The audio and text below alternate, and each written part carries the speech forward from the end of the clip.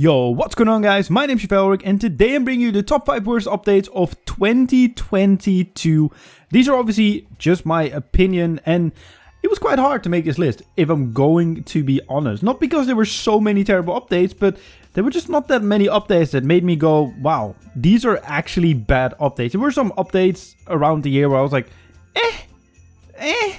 but overall, they're just not that many bad updates, but I still managed to find 5 of them. Disclaimer, there are no MTX1 related. I don't think anyone likes MTX, but to be honest, let's be real, you could probably make an entire list of MTX updates if you can consider them updates, but I don't. So please don't talk about them in the comment section down below. What I do want you to talk about in the comment section down below, however, is your top 5 worst updates, or just worst update of 2022 in general.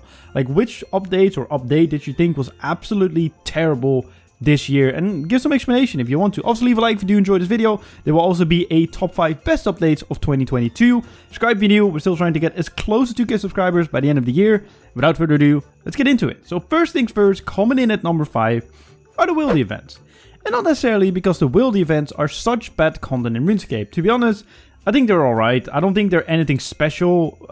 They're just okay, you know what I mean? Like, especially like the community aspect and like the amount of people coming to it, and especially in the first few weeks, was amazing. I loved it. It's great. It felt good. But my main issue with it is, and I think I talked about it before, is the no grace period for comp, and especially trimmed completionist cape out there. If you don't know what the grace period is, it's pretty much a period where if you already have a completionist / trimmed completionist cape, you will not be losing it until the grace period ends. And it's usually like a couple of weeks or something.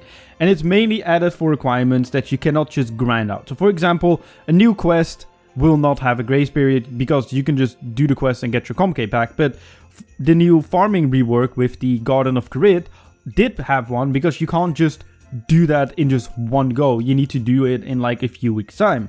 However, the wildy events are also time gated in a way, because you can only do them once an hour and you need to do 100 for them for trimmed completionist cape, and I just don't get it why they didn't add it for this requirement. I know this one is a bit of a reach because, as I said, there were not that many like bad updates, but I think that wasn't great. And plus, in my opinion, I just don't like content that you need to do hourly, because you need to kind of plan your RuneScape day around them. Anyway, let's get into number 4. Number 4 is the Spring Festival and the Halloween Festival, and I guess the beach event. And it's mainly just because they're copy pastas of previous years, just with new rewards. And on one hand, I'm happy about it, right? Because it doesn't take any developer time. All they need to do is just think of new rewards, maybe tweak a thing here and there, maybe add like a new skilling station, whatever. Probably doesn't take more than a couple of days of development time, and that's fine. I'd rather have them focus on actual updates than some sort of stupid Spring Festival or Halloween event or whatever. But then again, it doesn't really make me, as a player that's been playing this game for all these years, go, ooh, oh, it's Halloween, I might check out the Halloween event. No, I'm just like, maybe if I have something to AFK, I do, or if there's a cosmetic that I really want, I will do it. But besides that, there's no reason for it. And I'm not really preaching for a... I guess I am preaching for a Halloween / spring mini quest. It doesn't have to be anything special, but it would just be good. I think it would be better instead of these copy pasta events that just do not interest returning players. I can understand that, especially for newer players. Like, doing this is great because it's like a community event thing. But then again, it's just copy pasta. And if you've done it once, you've done it every single year, pretty much. And it just kind of sucks. But that's my opinion on it. Next up is the 300 million event. This was such an underwhelming event for such a big achievement. Look, having 300 million accounts created in RuneScape is huge. That's a huge accomplishment, and that needs to be celebrated in a big way. However, it wasn't. It was a very underwhelming event. You could get some like wonky cosmetics that I don't care for, and it just, I don't know, it just felt like such a letdown of an event for such a huge accomplishment by our favorite game. And it wasn't even MTX related. There was just nothing to it, really. Like, I'm kind of was hoping for a Golden Party Hat-esque event. Like, not necessarily the Golden Party Hat recycled, but, you know, something that, you know, celebrates the 300 mil, and that you'd be like, that's a cool cosmetic to get, and it's just easy to get through gameplay and gets people playing, etc. That would have been great, but it was just underwhelming. And add in the controversy that came with it. It's kind of with Fresh Starts Worlds, which fun fact, not on this list, by the way, but where they had content creators talk about their favorite moments in their time playing RuneScape for the 300 mil event, and they're gonna release content for it, and they didn't do it and recycled it for Fresh Start Worlds without their consent, which, yeah, wasn't great, but hey-oh, they learned from it. Trust me, I've obviously had my clip for Fresh Start Worlds uploaded, and the way they handle it is very nice, and it's just they learned from it. Like, honestly, kudos to Jagex for that one, but in general, the 300 million account event was just super duper underwhelming, and I just... why? Like, why? This could have been such a big thing for the game, but it wasn't. So, hey-oh, it is what it is. Next up, coming in at number 2, a very controversial one, I can already tell, are the Zamorak drop table rebalance changes. Yeah, I think this killed the boss for casual players. If you don't know what happened, pretty much, for Zamorak, the best way to kill Zamorak, or camp Zamorak, or whatever you want to call it, was to do it on lower enrages, because obviously Zamorak has an enrage system. If you do it on lower enrages, it was better to do it below 100% enrage, because you will not have the P7, which takes more time.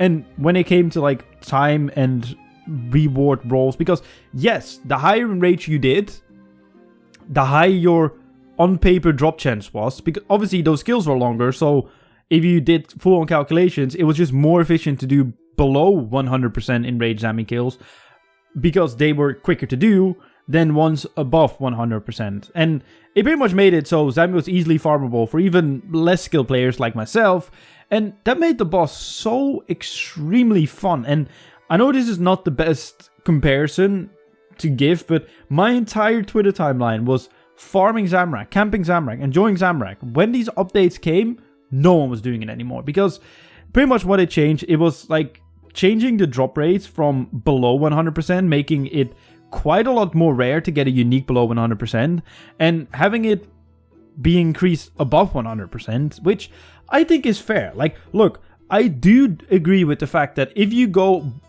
above and beyond 100%, where it becomes dramatically more difficult, yes, it should be more rewarded. And on one hand, you could say you got more rewarded with more common loot, because damn boy, you'd be getting a lot of common loot, but I would say you should have a better chance for getting uniques as well above 100%. But they made it in such a way now that it's just, for a casual, it's better to just go any other boss, because the chance of you now seeing a unique is so much higher, or so much lower, whatever you want to put it, that it just kind of killed the boss for casuals. And you could say, well, Zami shouldn't be a casual boss, but then again, shouldn't you have everyone enjoyed? And I think maybe an even better fix would have been is if you could only get the bow pieces above 100%, because the bow pieces are the expensive pieces, and that would be great. That would have been a way better rebalance, kind of like the hard mode of Zamorak above 100%, be rewarded with the bow pieces, kind of like how hard mode Carapac is with the staff pieces.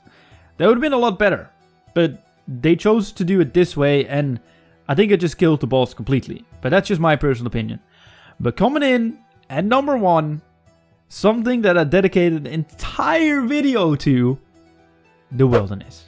The Wilderness rework is the most dead content that they released this entire year, in my personal opinion.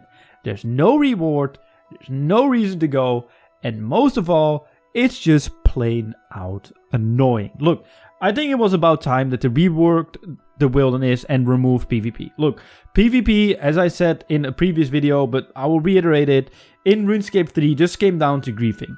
Because there's so many great untradeable gear nowadays, people would just bring War Priests to the Wilderness because there was not really that much high level content in the Wilderness. Do the bosses in War Priests. If you died, you didn't lose anything, maybe some food or whatever, and that's it. There was no risk in the Wilderness for a very long time. PvP was dead, it was just griefing at that point. Them reworking it made me really excited. And I was like, look, they're gonna rework it into like a Slayer Valhalla. Great, love this. That sounded great to me, especially because I was still going for 120. I was like, look, I'm gonna go for 120 there. It's gonna be great. New content, new area. It's gonna be sick. And then they released it, and I just think it's just dead content. Because the mobs there are all aggressive, which is fine, saves me aggression potions. However, the threat system. The threat system is the most stupid thing that I've ever seen in RuneScape, and maybe in a video game. In concept, it's good. The longer you stay in the wilderness, the more threats you get. But it's just implemented in such a way that it's just annoying. Because the thing is, if the threat system was implemented, right, where random monsters would spawn on you the longer you're in the wilderness, obviously the volcano is shooting things at you as well, like projectiles, that's fine. Like, it's a dangerous area, I get it, but it's just, there's no reward for it. There's like 2 tasks in the wilderness where it's worth when it comes to experience. It's like the Demon Lord Berserkers or whatever they're called, and the Hydric Dragons. However, when it comes to the Hydric Dragons, the area that they're in, there's no way for the monsters to spawn, so you will not get the spawns there, so that whole mechanic is obsolete there. When it comes to rewards, the wilderness chest rewards that they gave you are bad. They're not worth the extra hassle, and as I said, it's just played out annoying, and it killed wildy skilling even more because you're skilling there and you have to deal with all these monsters. So why am I doing this? Because the experience rates aren't buffed that much. They're not increased at all, or at least not to a certain extent where you're just like, you know what, I'm gonna do Hunter in the wilderness. I'm gonna do Divination in the wilderness. The only thing you still do in the wilderness is save cracking, but it's only because that spot is AFK and it gives decent experience. But even then, you just die because you only have tradables with you, you keep them, and you just teleport back. It's such a waste of development time, and they're still pushing it right now, and I'm like, hopefully you do something with it in the future, like better, but it's just so bad, in my personal opinion. But let me know in the comment section down below if you do agree with my list, if you don't agree with my list, and what is your worst update of 2022, or what updates did you think on my list were just shouldn't be there. As I said, there were not that many updates that really made me go, wow, these updates are actually really bad. No, not at all. So it was difficult for me to make the list. However, I'm now going to make my best updates list, because that one was a lot more difficult to make because there were so many good updates this year. Believe it or not. Anyway, if you did enjoy this video, leave a like, subscribe video, comment, and I'll see you guys in my next video.